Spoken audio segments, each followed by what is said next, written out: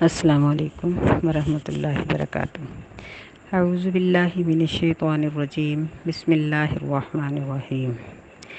ام حسبتم ان تدخلوا الجنۃ ولما یأتکم مثل الذین خلوا من قبلکم،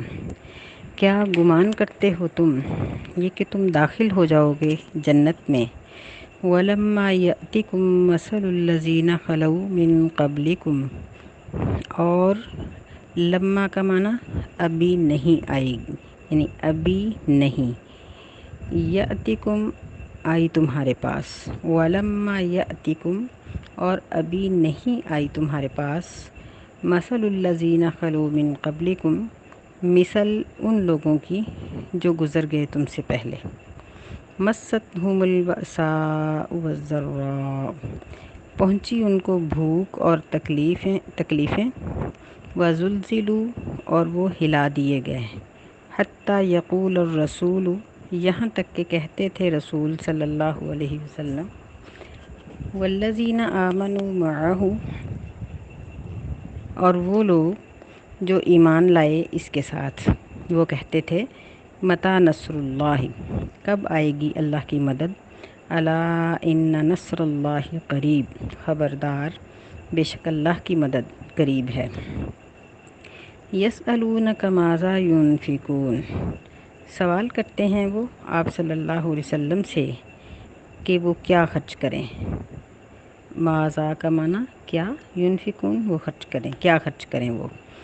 قل ما انفقتم من خیر فللوالدین والاقربین کہہ دیجئے تم جو بھی خرچ کرو من خیرن مال میں سے، پس وہ والدین کے لیے ہے، والاقربین اور قرابت داروں کے لیے، والیتامی اور یتیموں کے لیے، والمساکین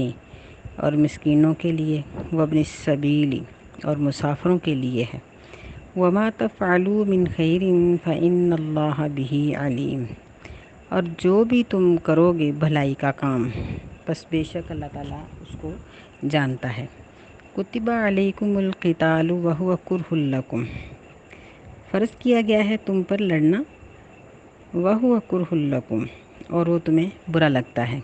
وعسیٰ ان تکرہوا شیئا وہو خیر لکم اور قریب ہے یہ کہ تم برا سمجھو کسی چیز کو اور وہ تمہارے لیے بہتر ہو، وعسیٰ ان تحبوا شیئا وہو شر لکم اور قریب ہے یہ کہ تم پسند کرو کسی چیز کو اور وہ تمہارے لیے بری ہو،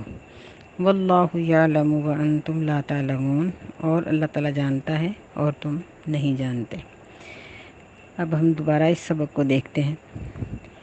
اور تھوڑا سا پچھلے سبق کو بھی دیکھیں گے کہ پچھلے سبق میں اللہ تعالیٰ نے پہلے بنی اسرائیل کے اوپر دین کی نعمت کا تذکرہ کیا کہ بنی اسرائیل سے پوچھو کہ ہم نے ان کو جو نعمت دین کی دی تھی تو ان کو روشن نشانیاں دی تھیں، اس چیز کا اللہ نے تذکرہ کیا، پھر اس کے بعد یہ ذکر ہوا ہے کہ کافروں کے لیے دنیا کی زندگی مزین کر دی گئی ہے، پھر اللہ تعالیٰ نے اس بات کا ذکر کیا ہے کہ لوگ پیدائشی طور پر ایک ہی مذہب رکھتے تھے، یہ بعد میں انہوں نے اختلافات پیدا کیے، تو جب دین کی بات آئی تو پھر صحابہ کرام اور لوگوں کی تکالیف کی بات بھی ہو گئی کہ جب مسلمان مکہ میں تھے اس وقت ان کے اوپر تکلیفوں کے پہاڑ ٹوٹ پڑے، یہاں تک کہ نبی علیہ الصلوۃ والسلام کے جو صحابہ کرام تھے وہ گھبرا اٹھے اور ایک صحابی آپ کو کہنے لگے کہ اللہ کے رسول آپ ہمارے لیے مدد کی دعا کیوں نہیں کرتے، تو نبی علیہ الصلوۃ والسلام اس وقت بیت اللہ کے ساتھ ٹیک لگا کر بیٹھے ہوئے تھے، تو آپ جلدی سے اٹھ کر بیٹھ گئے اور آپ نے فرمایا کہ تم سے پہلے لوگوں کو آرے سے چیر دیا گیا، قتل کر دیا گیا اور ان کے اوپر بڑی بڑی مصیبتوں کے پہاڑ ٹوٹے۔ بتانے کا مقصد یہ تھا کہ دنیا میں اگر تکلیف آتی ہے تو اللہ تعالیٰ آخرت کے اجر سے محروم نہیں کرے گا، تم لوگ گھبراؤ نہیں، تو اللہ تعالیٰ نے یہ آیتیں اتاری اور فرمایا کہ کیا تم یہ سمجھتے ہو کہ جنت میں بغیر کسی ٹیسٹ کے داخل ہو جاؤ گے، تو یہ چیز ناممکن ہے، کسی بھی چیز کو حاصل کرنے کے لیے مشکلات تو برداشت کرنی پڑتی ہیں، دنیا میں بھی ہم دیکھتے ہیں کہ کوئی ڈگری حاصل کرنے کے لیے یا کوئی مرتبہ حاصل کرنے کے لیے یا کوئی بہت بڑا کاروبار یا یعنی کوئی کام چھوٹا ہو یا بڑا، چھوٹا کام ہوگا تو اس کے لیے تھوڑی محنت کرنی پڑے گی، بڑا کام ہوگا تو بڑی محنت کرنی پڑے گی۔ تو جنت کا حصول یہ سب سے بڑا کام ہے، تو اس کے لیے پھر مشکلات تو آئیں گی،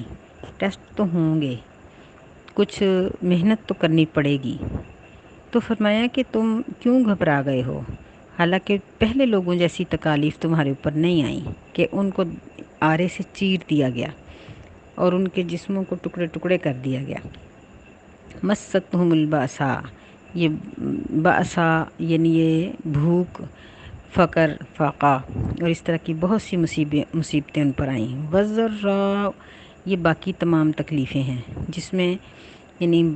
باقی تکالیف کے ساتھ ساتھ جنگ کا خوف، دشمن کا خوف بھی اس میں شامل ہے۔ یعنی اس قدر ان کے اوپر مجبوریاں آئیں کہ وہ لوگ جھنجھوڑ دیے گئے، وزلزلوا، ہلا دیے گئے، جھنجھوڑ دیے گئے، حتیٰ کہ یہاں آگے نبی علیہ السلام کو مخاطب کر دیا گیا ہے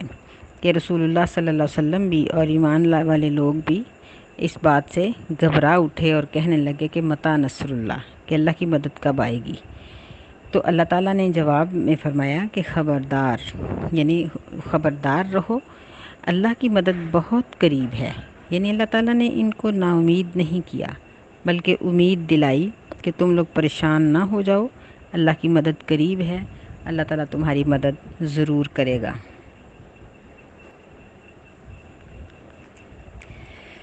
یسألونک ماذا ینفقون، اب جان کی قربانی دینے کے بعد اللہ تعالیٰ نے مالی قربانی کا ذکر کیا ہے کہ یہ لوگ آپ سے پوچھتے ہیں کہ کیا خرچ کریں۔ یہ سوال سورۃ البقرہ میں پہلے بھی ہو چکا ہے کہ یہ پوچھتے ہیں کہ کیا خرچ کریں، وہاں تھا مقدار کا مسئلہ کہ کس مقدار میں خرچ کریں۔ تو اللہ تعالیٰ نے فرمایا کہ قل العفو، جو ضرورت سے زائد ہو وہ سارا ہی خرچ کر دو۔ اور ضرورت کیا ہے؟ نبی علیہ السلام نے فرمایا کہ تن ڈھانپنے کے لیے لباس، پیٹ بھرنے کے لیے خوراک،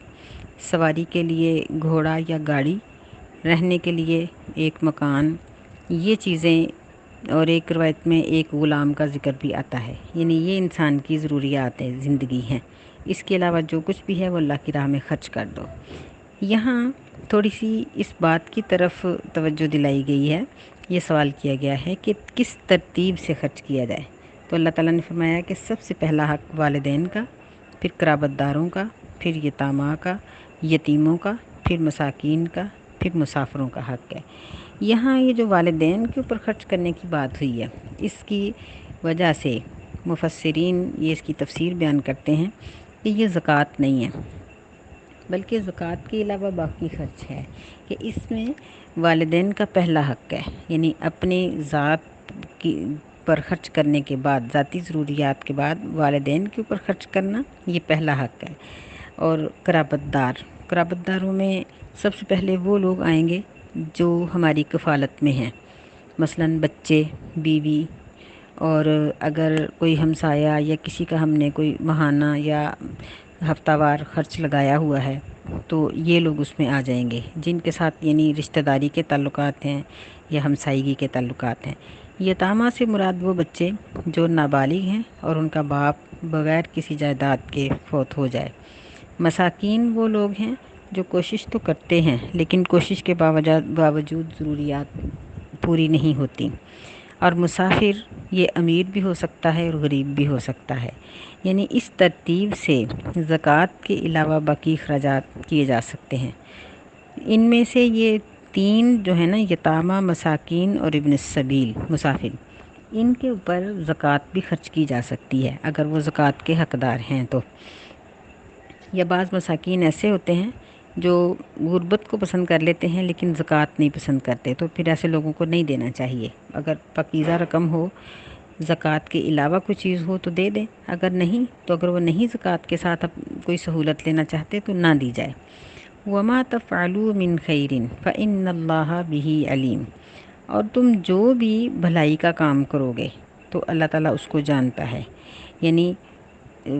جتنا بھی خرچ کرو گے اللہ خوب اس کو جانتا ہے۔ یہاں اللہ تعالیٰ نے مال کا لفظ نہیں بولا بلکہ خیر کا لفظ بولا ہے، کیونکہ خیر کے اندر ساری چیزیں آ جاتی ہیں، یعنی حلال طریقے سے کمایا ہوا اور حلال ذرائع سے کمایا ہوا اور حلال چیز کے کاروبار سے کمایا ہوا مال، یعنی ایک یہ ہوتا ہے کہ اس کا طریقہ ٹھیک ہے لیکن وہ چیز مثلاً شراب ہے، اب اس کو انتہائی امانت داری کے ساتھ اس کاروبار کو کیا جائے تو یہ خیر نہیں بن سکتا، کیونکہ یہ مادہ خود اصل چیز حرام ہے۔ چیز بھی حلال ہو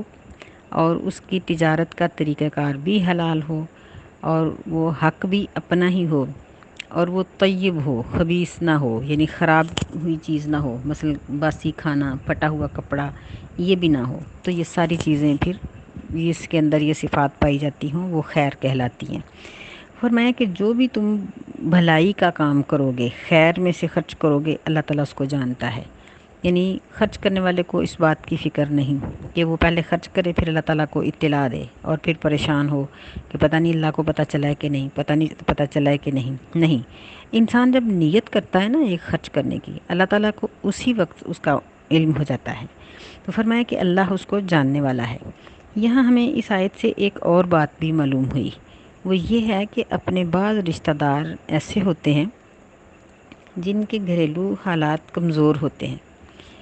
حالانکہ وہ مانگتے نہیں ہیں، تو ایسے لوگوں کے اوپر امراء کو، پیسے والوں کو خرچ کرنا چاہیے، یعنی زکوٰۃ اور اس قسم کی چیزوں کے علاوہ حلال پیسے میں سے، پاکیزہ کمائی میں سے ایسے لوگوں کو تحفے تحائف کسی بھی طریقے سے دے دینے چاہیے۔ یہ ایک بہت بڑی نیکی ہے کہ ان کے ساتھ تعاون کیا جائے۔ اگلی آیت میں اللہ فرماتے ہیں کہ کتب علیکم القتال، کہ جنگ تمہارے اوپر جہاد فرض کر دیا گیا، حالانکہ وہ تمہیں برا لگتا ہے۔ اصل بات یہ ہے کہ ہمیشہ وہ قوم زندہ رہتی ہے جو عزت کی زندگی گزارتی ہے۔ عزت کی زندگی ایک دن کی جو ہوتی ہے نا، وہ ذلت کی 1000 سال کی زندگی سے بہتر ہے۔ تو جو لوگ ذلت میں زندگی گزارتے ہیں وہ اصل میں ان کی موت ہوتی ہے۔ تو عزت حاصل کرنے کے لیے، دنیا میں سر اٹھا کر دیکھنے کے لیے ضروری ہے کہ اپنے دشمن سے بدلہ لیا جائے۔ قتال کی بہت سی صورتیں پیچھے اللہ تعالیٰ نے بیان کر دی ہیں اور قرآن مجید میں آگے بھی ان چیزوں کو بڑا کھول کر بیان کیا گیا ہے کہ نبی علیہ الصلوۃ والسلام نے بھی ان آیات کی وضاحت کرتے ہوئے فرمایا کہ یعنی جنگ جن کے ساتھ لڑی جاتی ہے، ہر کافر کے ساتھ جنگ نہیں لڑی جائے گی، بلکہ کافروں کی 2 قسمیں ہو جاتی ہیں، ایک وہ ہیں جو لڑتے ہیں اور ایک وہ ہے جو نہیں لڑتے، جو چھیڑ چھاڑ نہیں کرتے، امن اور سکون کے ساتھ رہتے ہیں، کسی بھی جگہ پر وہ کسی مسلمان کے خلاف جنگ نہیں لڑ رہے۔ ایسے کافروں کے ساتھ، یہودیوں اور عیسائیوں کے ساتھ ہلکی پھلکی تجارت بھی ہو سکتی ہے اور لینے دینے کے معاملات بھی ہو سکتے ہیں۔ نبی صلی اللہ علیہ وسلم کی جب وفات ہوئی تھی تو اس وقت آپ نے ایک یہودی کے پاس اپنی زرہ رکھ کر جو لیے ہوئے تھے، تو یہ بھی ایک تجارت ہی ہے، لینا دینا۔ تو ایسے یہودی اور غیر مسلم، عیسائی ہوں یا کسی بھی مذہب سے تعلق رکھنے والے ہوں، اگر وہ غیر حربی ہیں، جنگ لڑنے والے نہیں ہیں، تو پھر ان کے ساتھ تجارت بھی ہو سکتی ہے اور ان کے ساتھ قتال کا حکم بھی نہیں ہے۔ لیکن اگر وہ حربی ہیں، لڑنے والے ہیں، تو پھر ان کے ساتھ قتال کیا جائے، جہاد کیا جائے اور ان کے ساتھ تجارت بھی نہیں ہوگی۔ پھر بعض صورتیں ایسی ہوتی ہیں کہ ان میں جہاد فرض ہو جاتا ہے، مثلاً کوئی ایسا موقع ہے کہ مثلاً اپنے ملک کی فوج کا سربراہ اعلان کر دے کہ ہر بندہ نکلے، تو پھر ہر بندے کو جہاد کے لیے نکلنا ضروری ہو جائے گا۔ یا اگر وہ کسی خاص شخص کو حکم دیں کہ تم نکلو جہاد کے لیے، تو اس شخص کے لیے فرض ہو جائے گا کہ وہ جہاد کرے۔ پھر دوسری صورت اس کی یہ ہوتی ہے کہ اگر اچانک کافر حملہ کر دیں، تو ایسی صورت میں مسلمانوں کے لیے ضروری ہے کہ وہ جوابی طور پر جہاد کریں۔ پھر ایک چیز یہ ہے کہ میدان جہاد میں جہاد کرنا اور پوری کوشش کے ساتھ لڑنا یہ فرض ہو جاتا ہے، یعنی ان صورتوں میں یہ جہاد اور قتال فرض ہو جاتا ہے۔ اللہ نے فرمایا کہ قریب ہے کہ تم کسی چیز کو برا سمجھو تو وہ تمہارے لیے بہتر ہو، یعنی اس کی مثال ایسے ہی ہے نا، جیسے دیکھیں کہ ڈاکٹر حضرات جسم کے بعض اعضاء کاٹ دیتے ہیں کیونکہ وہ اعضاء رکھنے کے قابل نہیں ہوتے، بلکہ ان کے رکھنے کی وجہ سے پورا جسم متاثر ہو سکتا ہے۔ اسی طرح بعض انسان جن میں سر فہرست کافر آئیں گے، کافروں کے علاوہ مسلمانوں میں سے وہ جو اپنا دین چھوڑ دیں، یا وہ مسلمان جو شادی شدہ بھی ہوں اور زنا کرنے والے ہوں، بوڑھے بھی ہوں، یا وہ مسلمان جس نے کسی شخص کو قتل کیا ہوا ہے، تو اس قسم کے لوگ یہ اپنے معاشرے کے لیے اس بیمار عضو کی طرح ہو جاتے ہیں جس کو کاٹ دینے کے بعد صحت کی ضمانت ملتی ہے۔ تو اس لیے اللہ تعالیٰ نے جہاد کا حکم دیا اور فرمایا کہ قریب ہے کہ تم کسی چیز کو پسند کرو لیکن وہ تمہارے لیے بری ہو۔ یعنی اس کی بے شمار مثالیں ہیں کہ دیکھیں کہ دوائی بچے کو کھانی اچھی نہیں لگتی لیکن ماں باپ اس کو دیتے ہیں، زبردستی دیتے ہیں بیمار کو۔ ایسی ہی بعض ایسی چیزیں ہوتی ہیں، مثلاً کوئی سردیوں میں ٹھنڈی چیز ہے یا کوئی کھانے پینے والی ایسی چیز ہے جو بچے کو بڑی مرغوب ہے، بڑی پسند ہے، لیکن ماں باپ اس لیے نہیں دے رہے کہ اس سے اس کا گلا خراب ہو جائے گا یا بخار ہو جائے گا یا کوئی چیز۔ تو فرمایا کہ ایسے ہی شریعت کے احکامات کا مسئلہ ہے۔ جس طرح چھوٹا بچہ اس بات کو نہیں سمجھتا کہ میری ماں نے مجھے یہ چیز کیوں نہیں دی، وہ چھری مانگتا ہے کھیلنے کے لیے، ماں اس کو نہیں دیتی، اس کو غصہ ہے کہ اس نے مجھے کیوں نہیں دی، لیکن وہ حکمت نہیں سمجھتا کیونکہ اس کا ذہن چھوٹا ہے۔ اسی طرح جو اللہ تعالیٰ کے احکامات ہیں، ان میں سے ہر حکم کو ہم اپنی عقل کے ساتھ اگر پرکھنے لگیں تو ہماری عقل بہت چھوٹی ہے، ہم اللہ تعالیٰ کے احکامات کو نہیں سمجھ سکتے۔